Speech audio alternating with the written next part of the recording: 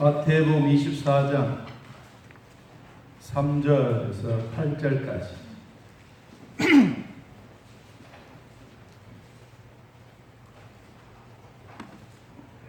마태복음 24장 3절에서 8절. 자, 우리 하나님 말씀 우리 함께 읽겠습니다. 예수께서 감람산 위에 앉으셨을 때에 제자들이 조용히 와서 이르되 우리에게 이르소서 어느 때에 이러한 일이 있겠사오며 또 주의 임하심과 세상 끝에는 무슨 징조가 있사오니까. 예수께서 대답하여 이르시되 너희가 사람의 미혹을 받지 않도록 주의하라. 많은 사람이 내 이름으로 와서 이르되 나는 그리스도라 하여 많은 사람을 미혹하리라. 난리와 난리 소문을 듣겠으나 너희는 삼가 두려워하지 말라. 이런 일이 있어야 하되 아직 끝이 아닙니다. 민족이 민족을, 나라가 나라를 대적하여 일어나겠고 곳곳에 기근과 지진이 있으리니 이 모든 것은 재난의 시작이니라. 아멘. 인사하겠습니다. 하나님의 은혜로 살아갑니다. 하나님의 말씀으로 은혜 받겠습니다. 할렐루야. 오늘 그리스도의 재림 전에 일어날 사건들에 대해서 같이 한번 생각해 보도록 하겠습니다. 오늘 성가대도 또 다윗 찬양도 저 뒤에 여러분의 보이지는 아니하지만 우리 방송실에서 늘 수고해 주신 모든 분들 감사합니다. 우리는 예수님의 재림이라고 하면 다 말세라고 합니다. 올해 들어와서 교회의 7대 교리를 설교를 하고 있습니다. 그런 가운데 이제 마지막 부분인 말세론에 관해서 이제 두 번째 시간에 같이 말씀을 나누고 있습니다. 예수님이 동정녀 마리아의 몸에서 태어나셨을 때를 우리는 초림이라고 합니다. 그리고 십자가에 죽으시고 부활하셨다가 하늘로 승천하시고 하나님 우편 앉아 계시던 그분이 다시 이 땅에 심판하러 오실 그때를 우리는 재림이라고 합니다. 그래 우리의 시기로 보면 예수님은 이 땅에 재림하시려고 만반의 준비를 갖추고 또 우리 성도들은 신랑 되신 예수님을 맞이할 수 있는 믿음의 준비도 참으로 필요한 것입니다. 하나님은 세상을 물로 한번 심판했습니다. 이 심판의 흐름이 얼마나 무서웠느냐 하면 온 세상은 물로 가득 찼습니다. 동물도 식물도 다 죽었습니다. 하나님은 노아 방주를 통하여 인류의 새로운 시작의 역사를 말씀해 주셨고 또 다음에 올 예수님의 재림과 함께 불심판이 임하겠다고 말씀하고 있습니다. 예수님이 이 땅에 우리 인간들을 구원해 주시려고 구주로 오셨던 예수님의 탄생은 바로 역사적인 사실입니다. 예수님이 십자가의 죽으심도 역사적인 사실입니다. 사망의 권세를 깨뜨리고 예수 그리스도가 다시 살아나셨던 부활도 역사적인 사실입니다. 그분은 이 땅에 40일 동안 계시다가 하늘로 승천하여 하나님 보좌 우편에 앉아 계신 것도 역사적인 사실입니다. 그분은 하나님의 보좌 우편에 앉아 계셔서 믿음이 약한 저와 여러분들을 위해 역사적인 사실입니다. 그것만 아니라 주님이 다시 오시려고 하는 것도 역사적인 사실입니다. 역사적인 사실은 반드시 이루어지는 것입니다. 허풍을 치거나 위협을 하거나 공갈하거나 협박하기 위한 것이 아니라 역사적인 사실은 반드시 이루어지는 것입니다. 우리가 이 땅에 태어나서 사람이 죽을 때 내가 몇 월 며칠 날 죽겠다라고 하는 것을 아는 사람은 아무도 없습니다. 예수님이 재림하실 때도 몇 월 며칠 날 오겠다 이렇게 말씀하시지 아니하고 우리는 산모가 임산의 때가 가까이 오고 있는 이때인 것을 깨닫고 늘 안전하게 기도할 것을 주님은 말씀해 주셨습니다. 그럼 주님이 이 땅에 오시면서 역사적으로 많은 증인들이 있었는데 그 증인에 대한 내용들을 먼저 살펴보겠습니다. 하나님은 이 땅에 수많은 사람들에게 증인이라고 하는 것은 누구나 다 필요한 것입니다. 예수님의 증인이 첫 번째는 예수님 자신입니다. 마태복음 24장 30절 말씀에 그때의 인자의 징조가 하늘에서 보이겠고 그때의 땅의 모든 족속들이 통곡하며 그들이 인자가 구름을 타고 능력과 큰 영광으로 오는 것을 보리라. 인자가 구름을 타고 구름 타고 승천하셨던 것처럼 예수님이 구름을 타고 능력과 큰 영광으로 올 것을 주님이 말씀하셨습니다. 여러분, 그 말씀했던 대로 주님은 구름을 타고 영광과 능력을 가지고 우리에게 오십니다. 그때 우리 모두가 기쁜 마음으로 맞이할 수 있는 믿음의 준비자들이 되기를 축복합니다. 주님은 주의 천사를 통하여 예수님의 재림을 예시했습니다. 사도행전 1장 11절 말씀처럼 갈릴리 사람들아 어찌하여 서서 하늘을 쳐다보느냐 너희 가운데서 하늘로 올리우신 이 예수는 하늘로 가심을 본 그대로 오시리라. 우리의 눈으로 제자들이 보았던 것처럼 우리의 눈으로 예수님이 다시 오실 것을 기대하고 있습니다. 데살로니가전서 4장 16절에도 보면 사도들이 예수님의 재림에 대하여 세밀하게 말씀했습니다. 주께서 호령과 천사장의 소리와 함께 하나님의 나팔 소리로 친히 하늘로 강림하시리니 그리스도 안에서 죽은 자들이 먼저 일어나고 라고 말씀했습니다. 여러분, 그러므로 우리가 이 땅에 있는 동안에 하나님의 심판과 예수 그리스도의 재림은 반드시 있습니다. 우리가 아침마다 예배 드릴 때 신앙 고백하는 사도신경에도 전능하신 하나님 우편에 앉아 계시다가 저리로서 산 자와 죽은 자를 심판하러 오시리라. 우리는 매 시간 예배 때마다 암송이 아니고 우리의 신앙의 고백으로 주님이 오실 것을 기대하고 있습니다. 그럼 왜 예수님의 재림을 기다리고 있습니까? 예수님의 재림이 왜 우리에게 중요합니까? 그것은 교회의 최대의 희망과 소망이기 때문에 그렇습니다. 재림은 성경을 이해하거나 우리 믿음의 열쇠가 되기 때문에 그렇습니다. 재림은 우리 성도들의 신앙생활에 거룩을 습관화되어 가기 위하여 매일매일 소중한 기쁨으로 주님의 재림을 기다리고 있습니다.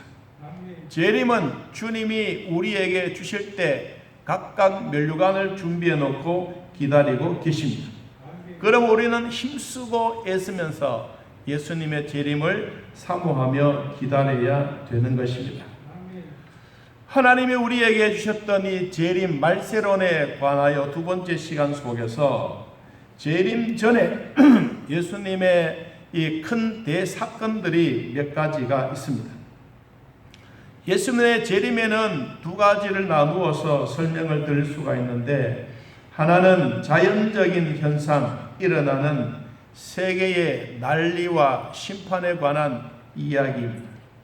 두 번째는 복음이 세계적으로 전파를 통하여 곧 주님이 우리에게 심판에 대한 그리고 재림에 대한 말씀을 했습니다. 오늘은 자연현상에 나타내 주고 있는 이 말세에 관한 말씀을 나눌 것이고, 오늘 시간이 다 전하지는 못하고 14절에 있는 마태복음 24장 14절에 있는 이 말씀 같이 한번 읽어봅니다.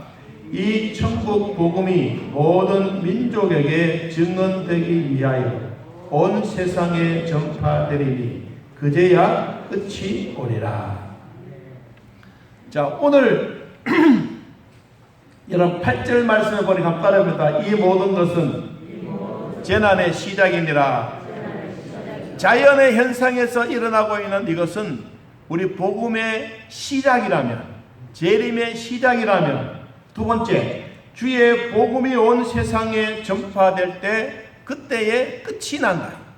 그럼 첫째는 오늘은 자연 현상에 관한 말씀, 다음 시간에는 하나님의 복음 전파, 세계의 선교사들이 나가서 하나님의 말씀을 어떻게 전하고, 하나님의 말씀 성경은 얼마나 번역이 되어 있으며 앞으로 주님의 오실 날 그 시간은 언제쯤 될 것인가, 그것은 다음 시간에 같이 말씀을 나누도록 하겠습니다. 오늘은 재림 전에 일어나고 있는 자연계에 대한 징조들을 같이 나누도록 하겠습니다. 마태복음 16장 2절 이하에 보면 예수님이 이렇게 말씀하셨습니다. 너희가 저녁에 하늘이 붉으면 날이 좋겠다 하고, 아침에 하늘이 붉고 흐리면 오늘은 날이 붓겠다 하나니, 너희가 날씨는 분별할 줄 알면서도 시대의 표적은 분별할 수 없느냐라고 말씀했습니다. 예수님의 이 말씀은 천지지변에서 일어나는 것은 우리의 눈으로 가시적으로 다 각자가 보면 오늘은 날씨가 뜨겁구나, 날씨가 맑은 날이구나, 오늘은 비가 올 것이구나, 이런 것을 알기는 알지만 앞으로 세대의 표적 예수 그리스도가 재림에 대해서는 너희들이 관심을 가지고 있지 않다라고 말합니다. 우리가 보여지는 가시적인 면에서는 모두가 열심히 두려워하고 걱정도 하는데 영적인 면에는 별로 관심이 없다는 말입니다. 오늘은 우리의 가시적으로 보여지고 있는 자연계의 현상에 대해서 말씀을 드린다면 다음 시간에는 영적인 것에 대해서 같이 말씀을 나누는 것입니다. 자, 오늘 성경 말씀을 우리 한번 같이 보겠습니다. 마태복음 24장 6절 있는 말씀 7절까지 우리 한번 같이 한번 읽어보겠습니다. 난리와 난리 소문을 듣겠으나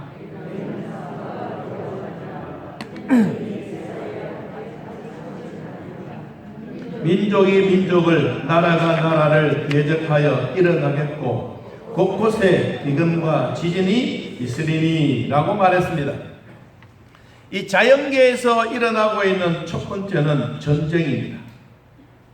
이 전쟁은 난리와 난리의 소문입니다. 지금 또 세계는 평화를 원하고 있지만 인간의 욕심과 욕망에 의해서 지금 또 전쟁을 하고 있습니다. 전쟁은 국가들이 무력을 사용하여 상대방에게 자신의 의지를 강제하려고 하는 행위가 전쟁입니다. 동서고금을 막론하고 어떤 전염병이나 기근이나 자연의 재해로 더불어 인류는 끊임없이 괴롭히고 있는 이런 재난 속에 전쟁은 정말로 무서운 것입니다. 전쟁은 결코 정당화가 될 수가 없습니다. 자기 자신을 지키는 전쟁도 예외는 아닙니다. 왜냐하면 전쟁이 남기는 것은 오로지 파괴와 슬픔과 고아와 과부들만 남기 때문입니다. 따라서 전쟁을 일으키는 자는 그 의도가 무엇인지 결코 용서받을 수가 없습니다. 옛날 히틀러도 그랬습니다. 지금 소련도 러시아도 그렇습니다. 이런 전쟁으로 말미암아 수만 명이 넘는 수많은 사람들의 생명이 잃어가고 있습니다. 지금 또 러시아나 우크라이나나 각각 10만여 명의 군사들이 죽었다고 말했습니다. 여러분, 그러므로 이런 전쟁은 우리 시대에 없어져야 하는 것이고 해서도 안 되는 것입니다. 그러기 위해서 나라는 국력이 강해야 합니다. 어떤 세력이 그 나라를 넘보지 못하도록 나라의 국력을 잃고 나면 다 포로로, 노예로 살아가야 되는 것입니다. 여러분, 자유를 지키기 위해서는 본인도 잘 지켜야 되지만 이웃과 더불어 잘 지켜야 됩니다. 우리나라도 자유민주주의를 내걸고 있지만 만일에 국방력이 약하거나 힘이 없으면 언제 우리들에게 들어닥쳐 자유를 빼앗아 갈 수 있는 저력들이 우리 주변에 수두룩하지 않습니까? 그럼 우리는 날마다 새벽마다 여러분들이 나라를 위하여 기도해야 이 나라는 건재한 줄로 믿습니다. 왜냐하면 전쟁은 여호와께 속했기 때문입니다. 그럼 우리가 믿음으로 나아가는 이 전쟁은 결코 우리 앞에 무력으로 사용해서는 안 됩니다. 영적으로 보면 마찬가지입니다. 영적으로 우리의 믿음이 초토화가 되면 우리는 일어설 수 있는 상황들이 없습니다. 그러므로 우리는 이런 전쟁은 결코 일어나서도 안 되고 해서도 안 되지만 만일에 일어난다면 우리는 거기에 대한 무엇을 대비하겠습니까? 전쟁이 일어나기 전에 수많은 젊은이들만 죽음을 가져온 것이 아닙니다. 온 나라는 쑥대밭이 되고 거기에 대해서는 모두가 다 피해를 입고 있기 때문에 우리는 함께 꼭 기도해야 될 일이 나라의 안정, 자유민주주의를 지키기 위해서는 우리의 생명을 다해서라도 여러분 기도하는 일에 결코 잊지 않기를 축복합니다. 두 번째는 이 큰 지진이라고 말했습니다. 큰 지진. 하나님이 이 땅에 수많은 나라들이 있는 가운데 우리나라도 얼마 전에 2004년 5월 29일 5시 14분에 울진 포항 지역에 5.2의 지진이 일어났습니다. 아마 여러분 얼마 되지 않았던 이 지진이 있었기 때문에 우리는 다 경험했습니다. 저도 목욕실에 앉아서 성경 보고 타자 치고 준비하고 있는데 저 와촌에서 탱크 부대가 갑자기 막 우르르 몰려오는 느낌을 받았습니다. 교회도 막 흔들렸습니다. 목양식도 흔들렸습니다. 조금 있으니까 지하로 확 지나가 버렸습니다. 이게 곧 지진이었습니다. 여러분, 지진은 정말로 무섭습니다. 일순간에 파괴되는 것은 순간입니다. 이 자연적인 현상 가운데 우리는 5.2 지극히 작은 것이지만 우리 모든 백성들은 지금도 울진, 포항 이쪽 지역은 지금도 지진의 피해 때문에 힘들어하고 있는 분들도 있습니다. 1960년 5월 22일 칠레에서 발생했던 지진은 이 지구상의 최고의 지진이었습니다. 이 지진이 얼마였느냐 하면 9.5였습니다. 여러분, 우리나라의 5.2보다는 몇 배가 강력한 힘을 가진 지진이 일어났습니다. 이것은 칠레에서 일어났지만 하와이나 일본이나 필리핀이나 알래스카 이 모든 지역에서 엄청난 해일이 일어났습니다. 바로 칠레 해안에서는 25m가 되는 높은 쓰나미가 지나가고, 그리고는 이 10,000m 떨어지고 있는 일본, 중국 이쪽 지역에도 10.7m로 높은 이 쓰나미가 핥고 지나갔습니다. 이때만 하더라도 6천여 명의 사망자가 생기고 200만 명의 이재민이 발생했습니다. 여러분, 대한민국도 실질적으로 이런 지진 때문에 우리는 안전하다라고 하지만 실제로 안전한 지역은 아닙니다. 그래도 정말로 대한민국은 하나님이 보호하사 우리나라 만세입니다. 왜 그렇습니까? 만일에 일본이 없으면 우리나라는 지진의 큰 피해를 매일매일 입을 것입니다. 지진이 일본 때문에 우리는 막아줍니다. 여러분, 그래서 어떻게 생각하면 지진으로 보면 우리는 일본에게 큰 덕을 보고 있는 거나 마찬가지입니다. 여러분, 우리나라는 이와 같이 삼천리 금수강산 하나님이 지어주셨던 아름다운 동산에 우리는 지진도 없고 참된 자유를 누리고 전쟁이 없는 이런 나라가 되도록 우리는 기도해야 될 줄로 믿습니다. 세 번째는 이런 자연적인 현상 가운데 기근이라고 말했습니다. 7절 말씀에 곳곳에 기근과 지진이 있으리니 라고 말했습니다. 여러분, 이 기근은 가뭄이 아닙니까? 이 18세기, 19세기에는 인류 역사 속에 재난 가운데 아주 치명적이었던 아일랜드의 기근이었습니다. 이 기근은 얼마나 큰 흉작을 가지고 왔느냐 하면 이 감자의 흉작이 일어나서 전 세계의 20%를 휩쓸어 버렸습니다. 너무 가물어서. 우리나라도 얼마 전만 하더라도 가뭄이 있었지 않습니까? 저 중부 북쪽에는 그래도 비가 많이 왔고 남쪽에는 비가 오지 않아서 정말 우리는 가물어 힘들었습니다.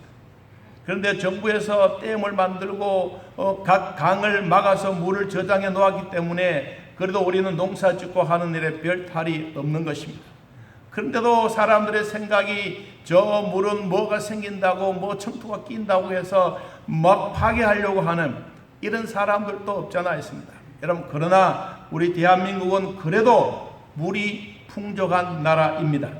그래서 이런 기근이 오더라도 우리는 강을 막아서 댐을 만들고 준비해 놓았기 때문에 그래도 우리나라는 그 나름대로는 괜찮은 나라입니다. 여러분, 기근이 얼마나 무섭느냐 하면 전쟁보다도 더 무서울 만큼 기근은 곧 사람들의 생명을 빼앗아 가고 있습니다. 먹을 것이 없으면 결국은 백성들은 폭동이 일어나고 그 나라에서 살기가 싫어서 멀리 떠나가게 되는 것입니다. 여러분, 우리나라는 정말로 살기 좋은 대한민국입니다. 여러분들이 살기 좋은 이 경산은 이 우리나라에서 두 번째로 안전한 지역입니다. 어쩌면 첫 번째일 수도 있습니다. 왜냐하면 여러분이 알고 있는 것과 같이 우리 지역에는 이 돈을 만들어내는 공장이 있습니다. 이 공장이 암양에 있습니다. 암양이 있다고 하는 것은 돈을 만들어내는 이 공장은 그래도 최고의 안전한 지역이기 때문에 그렇습니다. 여러분, 우리 경산에는 이 공장이 동공장, 천안도 그렇습니다. 그래서 우리나라에서 두 번째가라고 서울 것 같은 바로 이 경산은 참 안전한 지역입니다. 여러분, 우리가 살아가다 보면 태풍도 그렇게 피해가 없습니다. 물난리도 그렇게 많이 일어나지 않습니다. 그렇다고 해서 가뭄도 기근도 일어나지 않는 이 지역, 하나님이 축복해 주셨던 땅에 우리가 살고 있다는 것을 기억해야 우리는 하나님의 은혜가 얼마나 크다는 것을 우리는 늘 기억하게 될 것입니다. 여러분, 그럼 우리는 기근이 우리 주변에 없다는 것만 해도 감사하고, 물이 있다는 것 감사하고, 내 주변에 믿음의 사람들이 있다는 것을 늘 감사한 마음 잊지 않기를 주님의 이름으로 축복합니다. 네 번째는 오늘 성경에도 기록되어 있는 것처럼 전염병입니다. 이런 전염병이 얼마나 무서운지 우리는 너무도 잘 알고 있습니다. 누가복음 21장 11절 말씀에 곳곳에 큰 지진과 기근과 전염병이 있겠고 또 무서운 일과 하늘로부터 큰 징조들이 있으리라. 예수님의 재림 때가 오면 이러한 일들이 자연의 현상이 일어나고 있다고 말합니다. 여러분, 전염병은 지금 우리가 겪고 있습니다. 멀리 있는 얘기도 아니고 남의 나라에 있는 얘기도 아니고 지금 우리는 피부로 직접 느끼고 있는 것입니다. 중국에서 흑사병이 확진이 되어져서 베이징 병원에 이 격리 수용을 했을 때부터 시작해서 확진자가 한 사람 생기고 두 사람이 생기고 점점 많아져서 이 흑사병이라고 하는 것이 얼마나 무서운지, 전염병이 얼마나 무서운지 우리는 그때를 역사적으로 보면 알 수가 있습니다. 중세 유럽에서 7만 5천에서 2억 명이 목숨을 빼앗아 가버렸던 취약의 전염병, 이것이 바로 흑사병이었습니다. 그때 인구 3분의 1이 줄었습니다. 흑사병이 얼마나 무서우냐 하면 베스트균을 가지고 있습니다. 이것은 원래는 이 베스트균은 토양 속에서 그냥 서식하고 세균은 운동력이 없습니다. 그냥 가만히 있습니다. 그런데 얘를 자꾸 찝적이고 건드리면 조건에 따라서 변형하기 시작하는 균이 있습니다. 이 균은 땅속에 가만히 있으면 괜찮은데 사람들이 땅을 뒤집고 무엇을 하다가 짐승에게 옮기고 원숭이에게 옮기고 들쥐에게 옮기고 벼룩에게 옮기고 개미나 곤충이나 짐승들에 의해서 전염병이 자꾸 생겨납니다. 이 전염병이 그냥 단순하게 말세때가 되면 일어나는 것이 아니라 이 전염병이 인간을 공격해 오는 것입니다.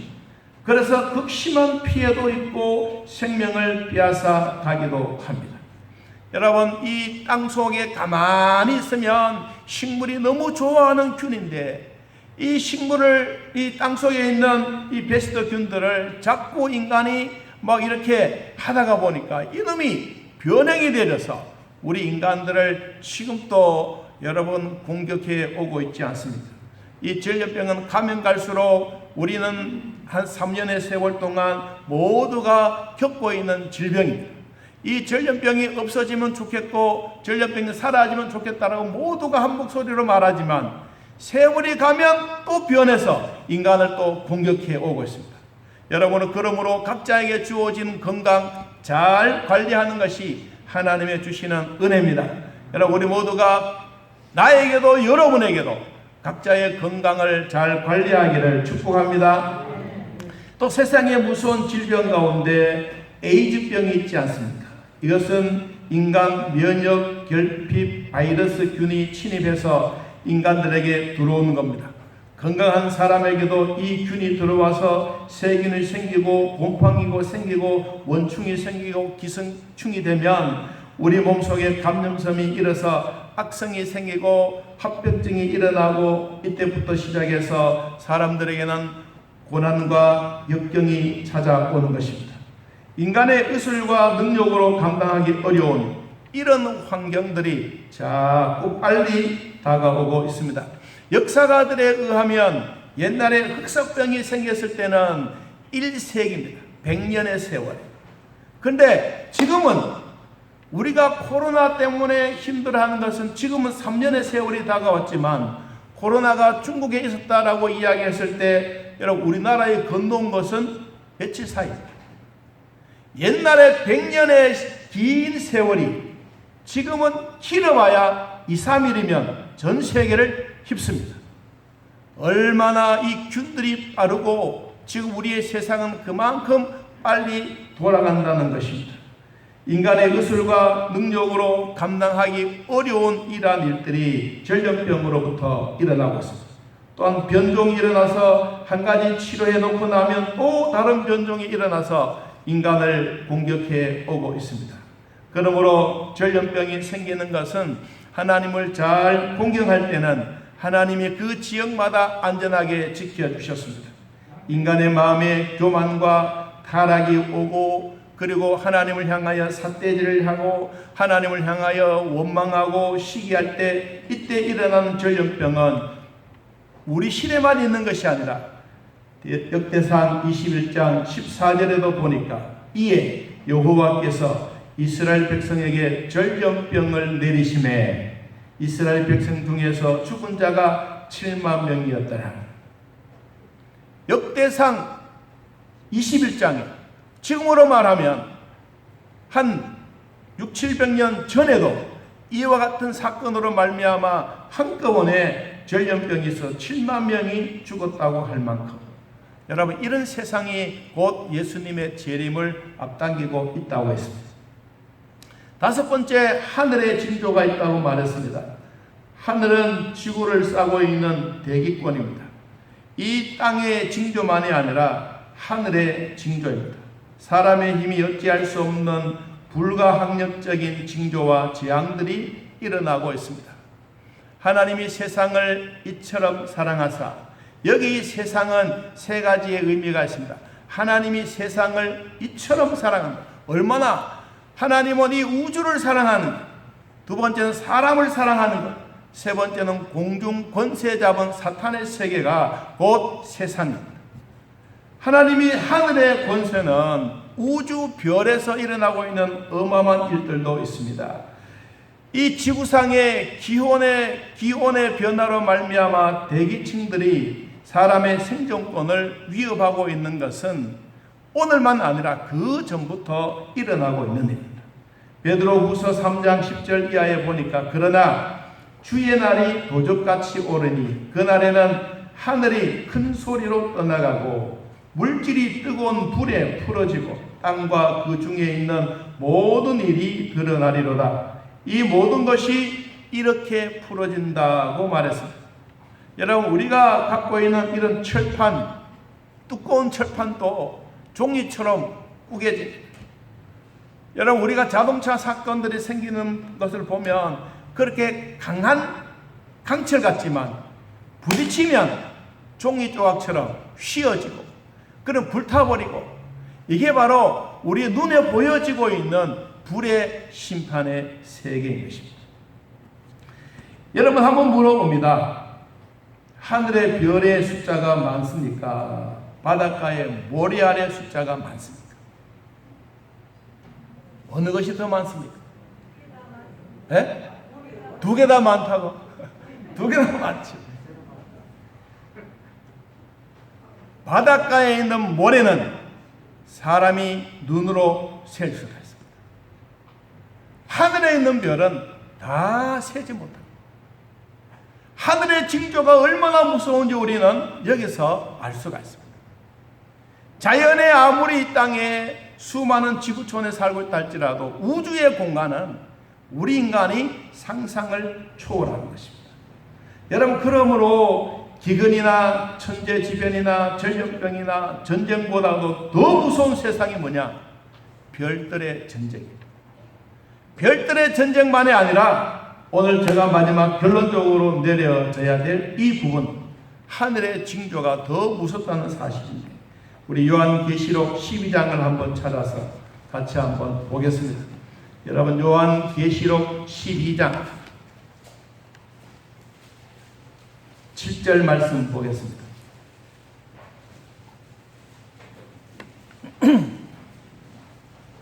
자, 요한계시록 12장 7절. 우리는 이 세상 속에 지금도 살아가고 있습니다. 자, 찾았으면 같이 한번 읽어봅니다.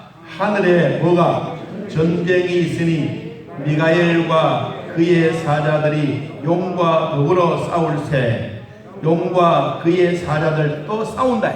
여러분, 중요한 것은 사탄의 세력과 하나님의 신의 세력의 전쟁입니다. 다시 말하면 영적인 전쟁, 귀신들의 전쟁입니다. 이 신들의 전쟁이 일어나는데 하늘의 전쟁이 있다. 자, 8절. 이기지 못하여 다시 어디에서? 하늘에서 그들이 있을 곳을 얻지 못한지라. 싸워서 미가엘은 싸움의 대장입니다. 하나님이 보내주셨던 사자. 이 귀신들과 용과 사탄과 싸워서 이 귀신들이, 마귀들이 하늘에 있지 못하고 이 땅에 추방되었습니다. 자, 9절 같이 한번 읽어봅니다. 큰 용이 내쫓기니 얘 곧 마귀라고도 하고 사탄이라고 하며 온 천하를 꾀는 자라. 그가 땅으로 내쫓기니 그의 사자들도 그와 함께 내쫓기니라.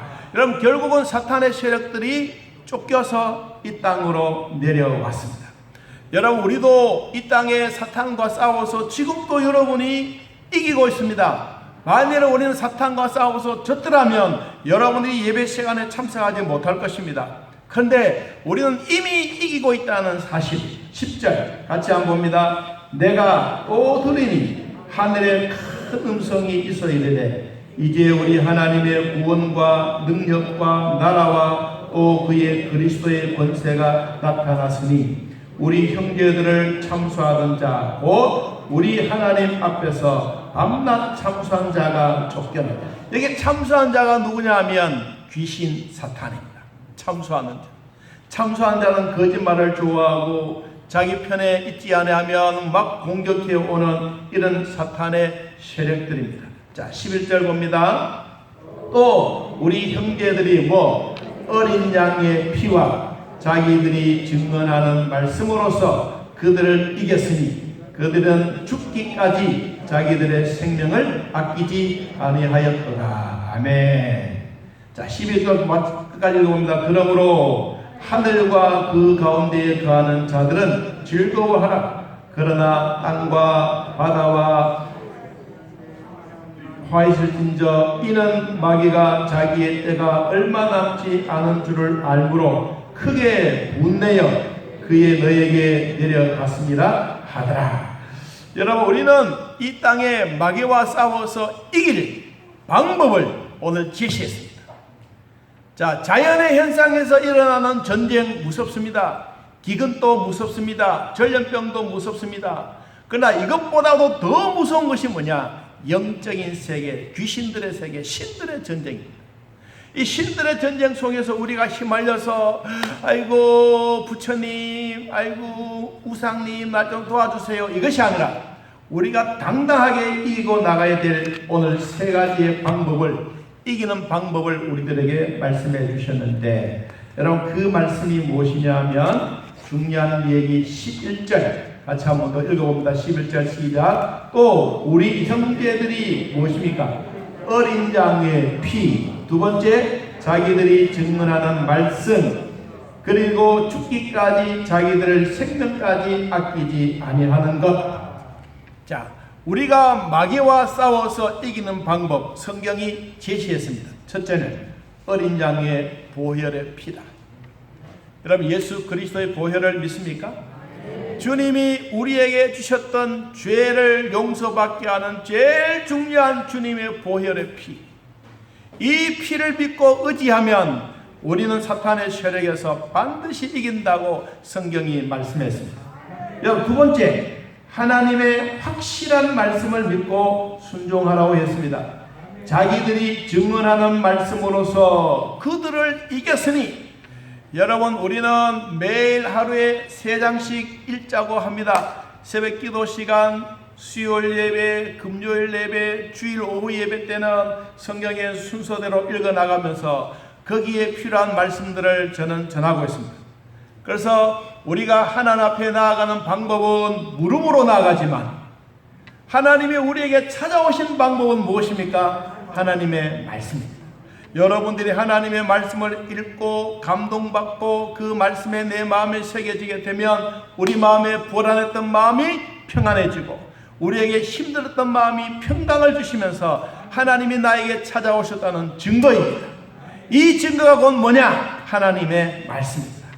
여러분 하루에 석 장씩 읽는 거 그냥 지나가지 말고 하나님의 말씀 읽는 것을 습관화하시기를 축복합니다. 세 번째, 사탄을 이길 수 있는 방법, 그들은 죽기까지 자기들의 죽기까지 충성하는 것입니다. 하나님의 보혈 예수 그리스도의 말씀 우리 마음에 확신을 가지고 있으면 내 생명 다해서라도 주 예수 그리스도 위에서 살아가는 축복입니다. 하나님은 예수 그리스도를 이 땅에 우리에게 보내주시면서 그분의 생명을 통하여 우리는 지금 또 구원받았음을 확신합니다. 천국에 있는 것도 확신합니다. 그러므로 이 세상에 말세때가 되어지게 되면 이런 자연의 현상들이 많이 일어나지만은 이것은 재난의 시작에 불과합니다. 한 주간 동안 여러분 한번 생각해 보시기 바랍니다. 우리 성도는 승리해야 할 사람이 아니라 승리를 보여주는 사람인 것을 잊지 않기를 바랍니다. 승리를 보여주시기 바랍니다. 여러분들이 예수 믿고 구원받았고 주사랑교회 성도라는 것을 자부심을 가지시기 바랍니다. 세상에 나갈 때도 여러분들의 자신감이 있기를 바랍니다. 하나님의 말씀만이 핍박과 환난 속에서 이길 수가 있습니다. 그러므로 요한복음 10장 28절 29절 제가 읽습니다. 내가 그들에게 영생을 주노니 영원히 멸망하지 아니할 것이요 또 그들은 내 손에서 빼앗을 자가 없느니라. 그들을 주신 내 아버지는 밤달에 온다. 만물보다 크심에 아무도 아버지의 손에서 빼앗을 수 없느니라. 할렐루야. 여러분 말세 시대면 시대일수록 우리는 하나님의 손 안에 있는 것을 기억하시기 바랍니다. 아무도 아버지 손에서 빼앗을 수 없느니라. 한 주간 동안 예수님의 이름으로 승리하시고 말세이지만은 그러나 주 예수 그리스도의 보혈로 그리고 하나님의 말씀으로 우리가 끝까지 충성하면서 하나님이 우리를 살려주신 이런 은혜로 한 주간 동안 승리를 보여주는 자들이 되기를 예수님의 이름으로 축복합니다. 우리 함께